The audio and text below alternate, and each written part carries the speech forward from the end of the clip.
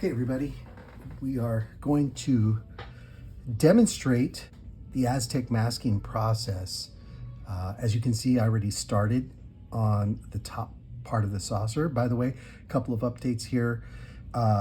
So I went ahead and put the saucer, I assembled the saucer section, and I included the back here. This is something that you have to glue in. I'm kind of deciding, I think I might actually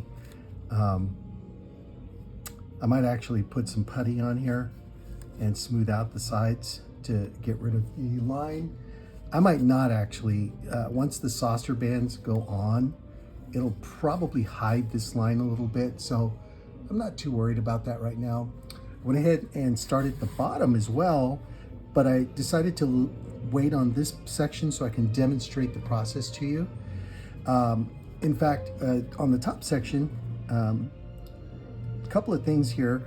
First of all, if you notice here, there's nothing on these little areas right here. So what I ended up doing is I let the mask come over, these two little the areas here, as the pattern dictated. And then I went back with a very sharp X-Acto knife and I cut around the lines of the actual masks that were there. And these masks are made of material that's vinyl, that's really easy to cut. Props to the creator, Lou Dalmasso. He made these mask out of material that's easy to handle, and it's really easy to put on. And I've done this before with his mask, and they come off pretty easily as well. Obviously, before you put these masks on, you want to make sure that you spray this with clear coat. Just makes the whole process a lot easier. And then of course you don't have to worry about paint coming off with the mask either, because it's covered with the clear coat. Something else is the patterns in the back here are not Canon, but in his material he says he really likes the way it looked, and I agree with him. This is kind of a nice pattern, so I went ahead and added it on, and I'm looking forward to painting that. The other thing about this whole process is I had a comment on my Facebook post about the person was like, it's interesting that you decided to paint it this color as a base color, and it is a little risky. Basically, this is the color that the panels are going to be, and some of these panels I'm going to mask them off too, so that they can stay this aluminum color. So I'm going to spray this over. I decided I'm probably going to spray this over with, I'm going to start with that pearl white and see how that turns out. I think that's going to work. But keep in mind, I mean, everything needs to be painted white, including the areas that are not going to be masked off. All these sides, everything in the air, it's going to be all white. So to paint this an aluminum darker color, it's going to be interesting. I'm looking forward to it and hope that it works out really well. Before we go with the demonstration, also just a couple of little things here. I went ahead and I cement glued this area, this little piece here. I cement glued it on because as I was working with this and doing things with it, this piece came off. And so I went ahead and used some cement glue. I was actually testing this part and trying to put it on, and then boom, this popped off. So you may want to have to reinforce this with glue if you're depending on just to snap it. You're going to need to probably reinforce that. The other thing is I went ahead and puttied. Remember there were gaps here on one of these. I went ahead and put some putty in, painted over it, and then clear coated it. So it looks okay now. I mean, of course, there's still lines. I'm not getting rid of the lines. That's not the purpose here. I just didn't want a big, black hole gap on whichever one was open. So that worked out. And the putty that I used, just FYI, is this Perfect Plastic putty. It's a water-based putty, and it really worked really nice. I put it on, I let it dry overnight, and then I went back and I painted it with the aluminum color, and then I glossed it over afterwards after it dried, and it worked perfectly. So this is a good putty to get for little gaps and things like that. Okay, let's go ahead and start this little process here. I'm going to work a couple of sections, and when you get this set, if you decide to get these this masking set, one set is for the top, the other one's for the bottom. And the way you can tell, Lou places a big T on the set that's for the top. It's right here. I'm going to take it off so you can see what I'm talking about. You see that's a T right there. So that's already done. As you can tell, I've taken those out. And he also includes an extra little set right there. And then of course there's a little B here for the bottom set, and I'll take that one out. And notice I'm using my X-Acto knife to kind of remove the sticker here. That's what you do with all the whole set. So you know that this B is for the bottom of the saucer. At this point, this is a demonstration for you guys of the process with the Aztec masking. So let's go ahead and start. This is the B section. Now keep in mind, one of these pie sections represents two panels here, the positive and the negative, okay? So this is a positive and this is a negative right here. So since I have a positive here, I'm gonna go with a negative here, and this is a positive. So let me go ahead and take the positive out and put it right here first. And these are designed to where you can lay this out really nicely, and it'll work really nicely. Now sometimes you've got to really tinker with it and be careful, because all the negative pieces are supposed to stay on this little set here. However, they do come off, and you end up having to kind of put them aside somewhere so that they don't come off entirely. So let's try this here. Pull this off this way. And there, you can see what I'm talking about. So the negative piece is still on here and here. So I'm going to go ahead and, to avoid pulling up the other pieces with the stickiness on the back, I'm going to use an empty section here. And I'm going to use this little bamboo stick that I have. I'm going to hold this down, and let me grab my tweezers here. Where are those other tweezers I had? Here they are. All right, let me grab my tweezers, and I'm going to hold this down, and I use the tweezers to lift this up. So now you have the negative piece that's staying right there. That negative piece is staying right there. Let me do this with this other negative piece. There you go. See, I'm pulling it off, and the negative piece stays right there. You got to do that with these a lot. So, just be real patient with it. All right, now I'm going to go ahead and transfer this onto my X-Acto knife. All right.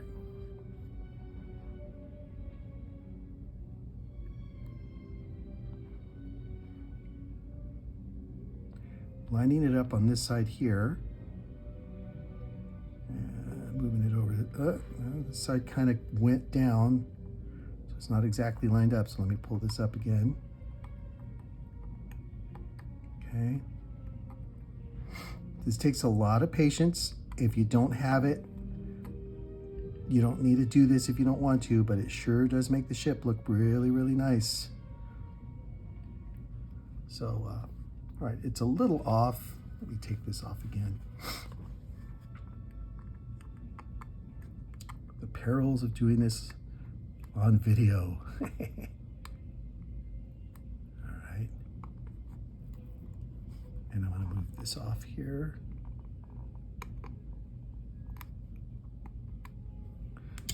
And let me grab the tweezers.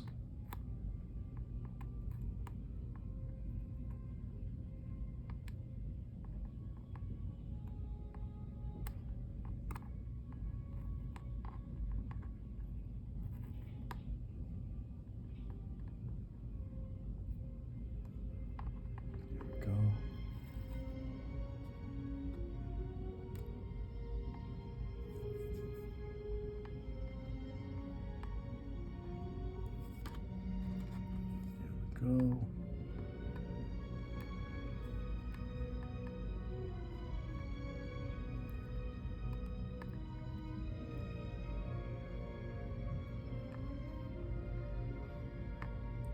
Twist that up just a little bit.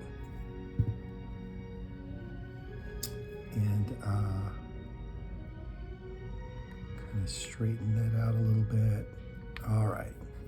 That's as good as it's going to get. You know, these aren't, if you look closely at them, they're not aligned perfectly, but it does the job from afar off. So let's continue. Now I'm going to use the negative now and go ahead and start here with this little stripe. And these all have that pattern. So, you know, when you've been doing this for a little bit, you know where it belongs, where it goes. So there's one stripe there. And then let's do this stripe over here. And it's just like the inverse of the positive. So it's a negative to the positive, right? These little flag shaped go right here. And another flag shape right here.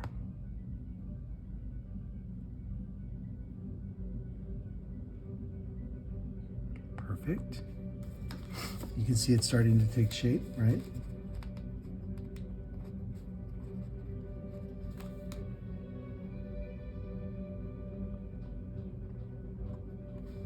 And there's that one. It's not straight. I'm not worried about it right now.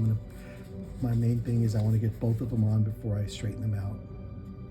With the smaller little pieces, you can actually straighten them out.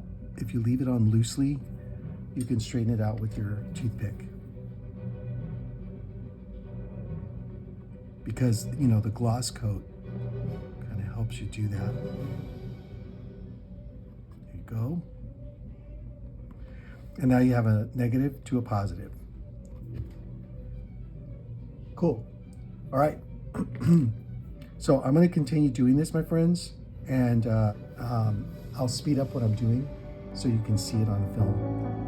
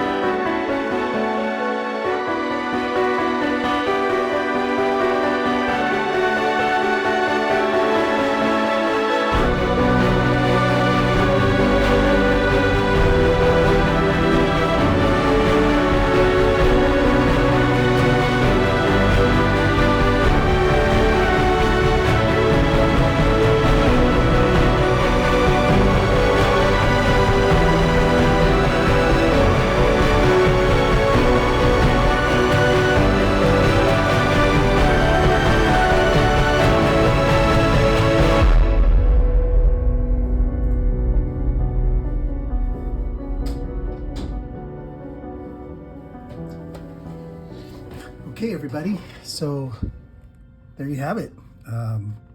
Not quite finished yet. I still need the inner circle, and I believe there's some more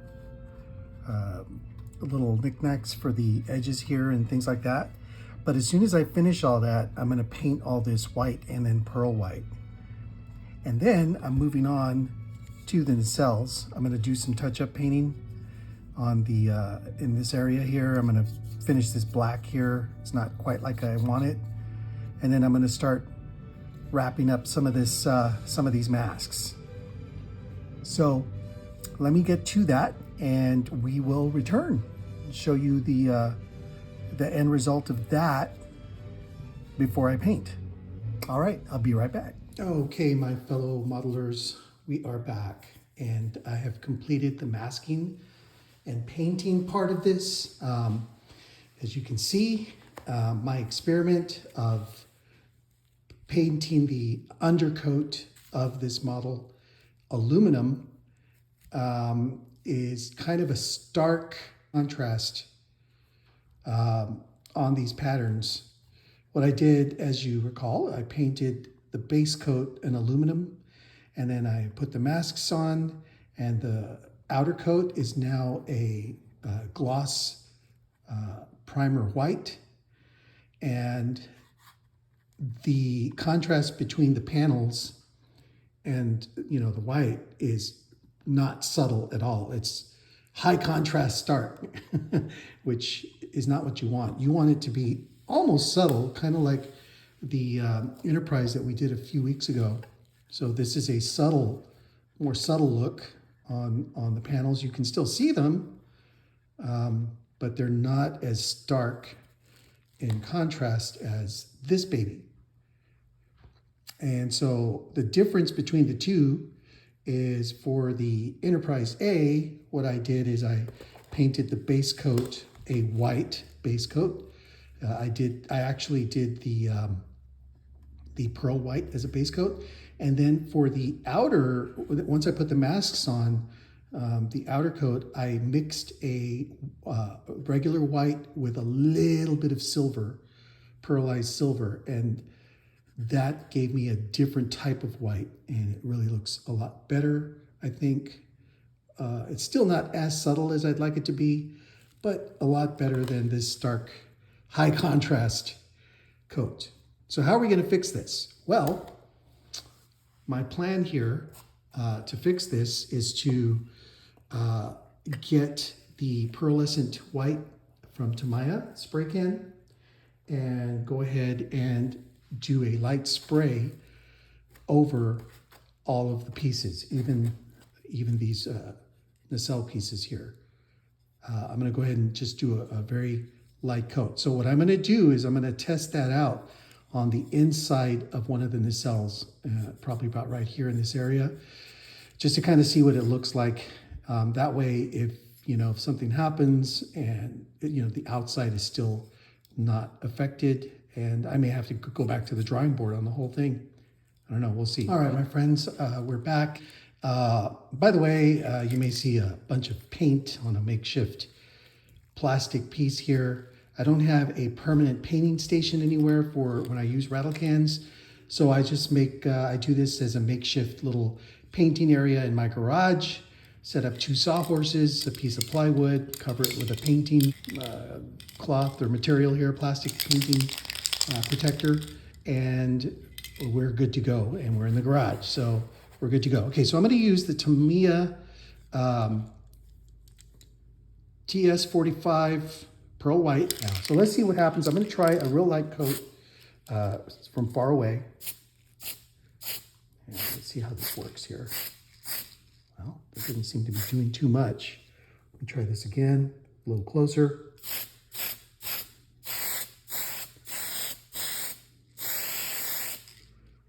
Oh, that's very interesting. Let's compare. I'm going to, let me move this a little closer so you can see what's happening. Stand by.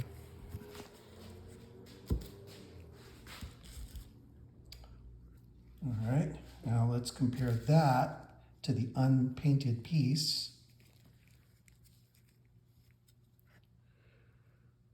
there is a lighter, let me just put it right here.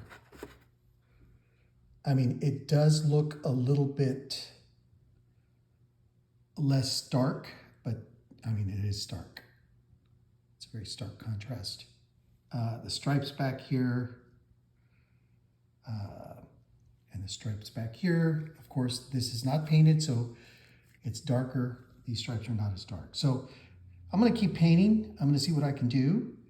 And we will figure this out. And as soon as we do, we'll come back and show it to you. All right, my friends.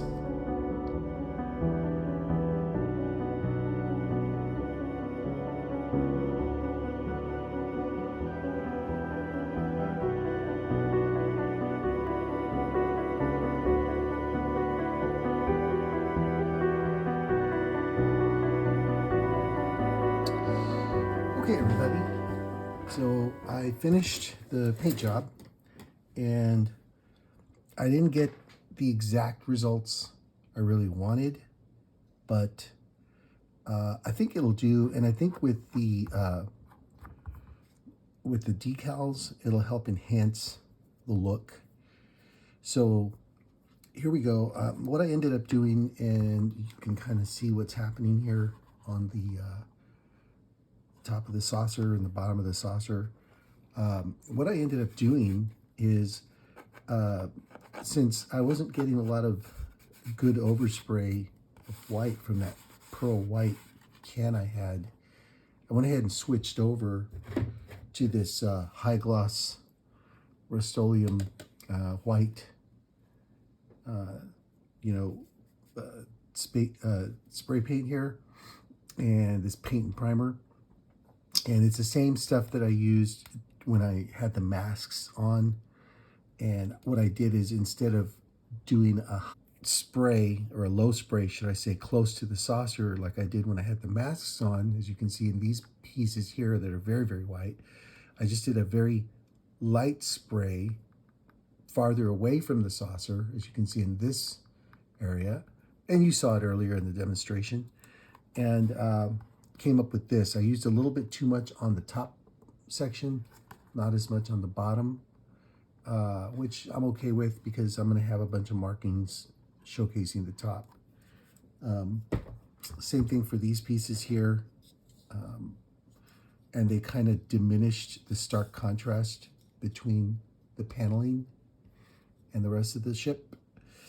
So all that being said, I'm going to go ahead and start removing all the masks and tape and all that, so that we can have more of the detail coming out. And what I'm going to do next is I'm going to go ahead and decal everything before I put it all together. And then we will have a complete ship as we do the final assembly after decals. So what I'll do is, starting with the next video, you'll see the decaling process. Let me go ahead and open this up though and show you exactly what I did on the bottom here of this area, these two areas. So you can see, there we go. All right. Now let's try to take this tape off here. There we go there. And you can see I used a lot of that black panel lining, but it's a nice little contrast to the rest of everything. Let's take this backing off. This is going to be a little more complicated because there's multiple pieces, and it's a larger piece. We'll take that off so you can see what's going on here.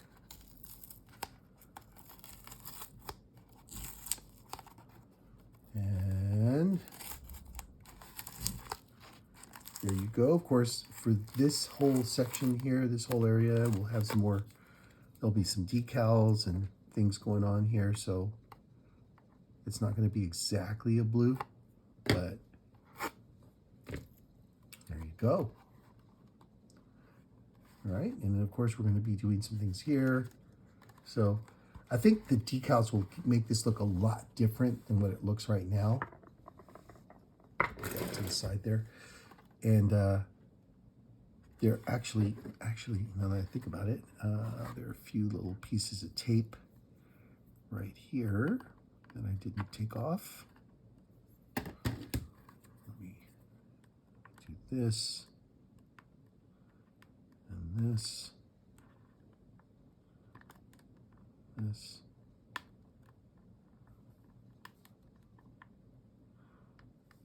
There we go, so you can see what I'm talking about. Yep. These I left the original aluminum color. There we go. Yeah, so these came out in the original aluminum color there, so that looks kind of cool. And there's some aluminum here and here, but these are, I don't mind the stark contrast here because I'm gonna leave that like that. Yeah, so there you go. All right, so we're gonna continue this build. I'm gonna do a few more detail paint type pieces, like here at the edges. We're gonna detail this in blue, a few other places here and on the fins. And then once we finish all that, I'll start the decal process. All right, so until next time, my friends, thank you for joining us today. And stay tuned for the final build and the final decaling video coming up next week. Thank you for joining, and please don't forget to like and subscribe. It helps us more than you know, and I do want to thank you for subscribing. The last time I mentioned the subscriptions, we were at like 176 subscriptions. The last time I checked now, we're at 214 subscriptions. Wow, it grew pretty rapidly in the past week and a half, and I'm so grateful for that. Thank you so much. Appreciate you watching, appreciate you subscribing, and we'll see you next time.